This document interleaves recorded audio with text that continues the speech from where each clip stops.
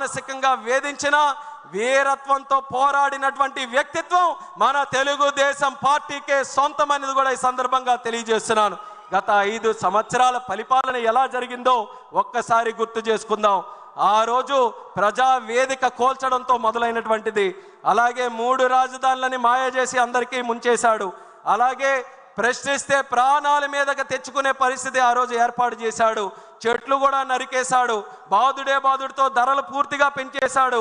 అలాగే దళితులు తాలూకా డెడ్ బాడీలు డోర్ డెలివరీ చేసేటటువంటి నీచాతి పరిస్థితి మన రాష్ట్రంలో తీసుకొని వచ్చాడు. బూతులతో అసెంబ్లీని భ్రష్టు పట్టించాడు. ఇక దోపిడీ విషయానికి వస్తే కేంద్ర నిధుల్లో దోపిడీ, గిరిజన నిధుల్లో దోపిడీ, ల్యాండ్లో దోపిడీ, శాండ్లో దోపిడీ, మైనింగ్లో దోపిడీ.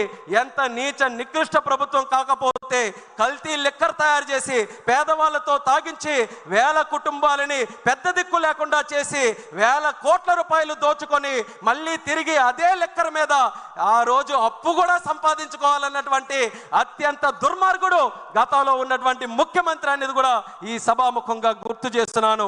అయినా సరే అన్ని అరాచకాలకు పాల్పడి అన్ని కార్యక్రమాలు చేసినా ఆయనకి అహం తగ్గలేదు, ఆయనకి కక్ష తీరలేదు. అందుకనే జరగరానిది కూడా చేశాడు. ఎవరు ఊహించలేనిది నిప్పు మీద చెయ్యవేశాడు. చంద్రబాబు నాయుడు గారి తాలూకా నాయకత్వాన్ని ప్రశ్నించే విధంగా అక్రమ కేసు పెట్టి 56 రోజులు జైల్లో పెట్టించాడు. అది ఆయన చేసినటువంటి అతి పెద్ద తప్పు. చంద్రబాబు నాయుడు గారిని రాజకీయంగా నువ్వు అరెస్ట్ చేశావు. ఏదో తెలుగుదేశం పార్టీ వాళ్ళే కదులుతారనుకొని నువ్వు అరెస్ట్ చేశావు. కానీ చంద్రన్న మీద చెయ్యవేసిన తర్వాత 70 దేశాలలో లక్షల మంది కార్యకర్తలు తెలుగు జాతి అంతా కూడా కదలవచ్చి ఆయన తెలుగుదేశంకే నాయకుడు కాదు, తెలుగు జాతికి నాయకుడని దేశానికి ప్రపంచానికే నిరూపించింది మన తెలుగు జాతి అనేది కూడా ఈ సభాముఖంగా తెలియజేసుకుంటున్నాను. ఆ దెబ్బతో మట్టి కరిచి మీ అందరి తాలూకా సహకారం, మీ అందరి పోరాటంతో 2024 ఎన్నికల్లో ఊహకు అందని విధంగా 94% స్ట్రైక్ రేటుతో ఒకే ఒక్క ప్రభుత్వం ఈ దేశంలో గెలిచింది. అది మన కూటమి ప్రభుత్వం.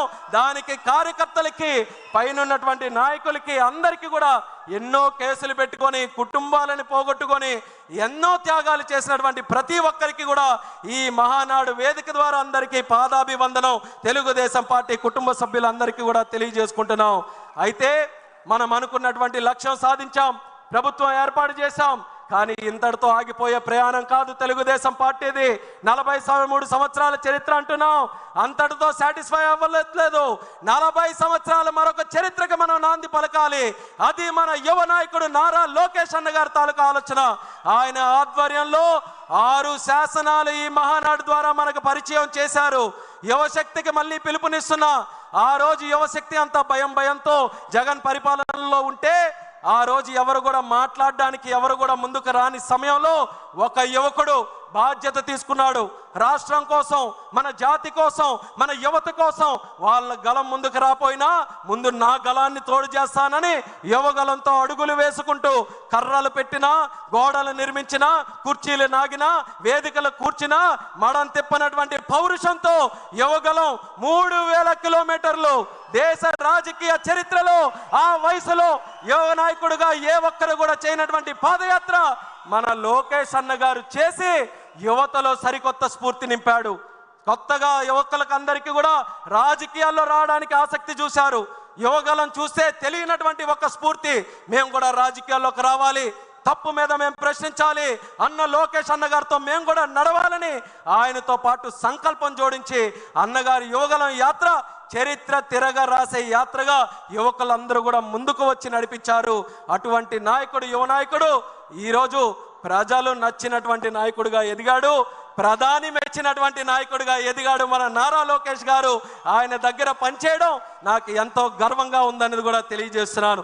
మరొక విషయం కూడా చెప్పాలనంటే, మంగళగిరిలో ఓడిపోతే అందరూ కూడా ఇంకెక్కడ ఎందుకండి వేరే దగ్గరికి వెళ్ళాలనంటే, అలాంటి నాయకుడు, అలాంటి కుటుంబం, అలాంటి పార్టీ నాది కాదు.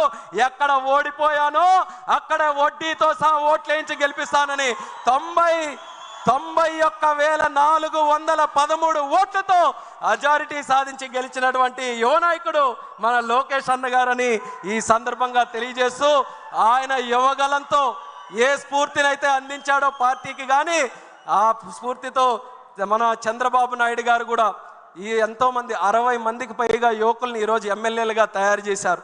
ఎంతో కాలం నుంచి చూస్తున్న యువకులు ఎప్పుడు వస్తారని లోకేష్ అన్న గారి తాలూకు అడుగులతో పార్టీలో కూడా ఈరోజు యువత పెద్ద ఎత్తున దేశంలో పార్లమెంటులో తెలుగుదేశం పార్టీ 16 మంది ఎంపీలు, అన్నిటికంటే చిన్న వయసులో ఉన్నటువంటి party, youngest party in parliament మన తెలుగుదేశం పార్టీ అని కూడా తెలియజేస్తున్నాను.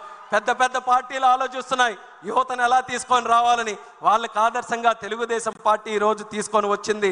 అలాగే youngest cabinet minister in India కూడా మన తెలుగుదేశం పార్టీయే. ఆ ఘనత చంద్రబాబు నాయుడు గారి ఆశీర్వాదంతో ఈరోజు చిన్న వయసులో ఉన్నటువంటి నాకు వచ్చినందుకు ఆయనకి హృదయపూర్వకమైనటువంటి ధన్యవాదాలు తెలియజేస్తున్నాను. 12 సంవత్సరాల క్రితం 2013లో హైదరాబాద్లో మహానాడు జరిగితే తెలిసి తెలియని వయసులో ఇదే వేదిక మీద మాట్లాడి చంద్రబాబు నాయుడు గారి తాలూకు ఆశీస్సులు పొందితే 12 సంవత్సరాల తర్వాత ఒక యువకుడిగా కేంద్ర మంత్రి చేశాడనంటే ఆ ఆలోచన చంద్రబాబు నాయుడు గారిది అనేది మళ్ళీ తెలియజేసుకుంటూ, ఇది కేవలం మంత్రుల వరకు ఎమ్మెల్యేల వరకు మిగిలిపోకూడదు. కార్యకర్తల స్థాయి నుంచి, ప్రజల స్థాయి నుంచి యువత ముందుకు రావాలి. అందుకనే అన్న ఇచ్చినటువంటి 6 శాసనాలు ఏవైతే ఉన్నాయో ఈ రాజకీయ తీర్మానంగా ప్రస్తావిస్తున్నాం మీ అందరికీ కూడా. ఆ 6 తీర్మానాలు మనకు 6 ఆయుధాలు. ఆ 6 ఆయుధాలు మనకి దిక్సూచి. ఇక్కడ నుంచి రేపు మనం తిరిగి గ్రామాలకు వెళ్ళినప్పుడు గ్రామం నుంచి మనం తెలుగుదేశం పార్టీ చేసే ప్రతి కార్యక్రమంలో ఆ 6 విధానాలని కూడా క్రోడీకరించి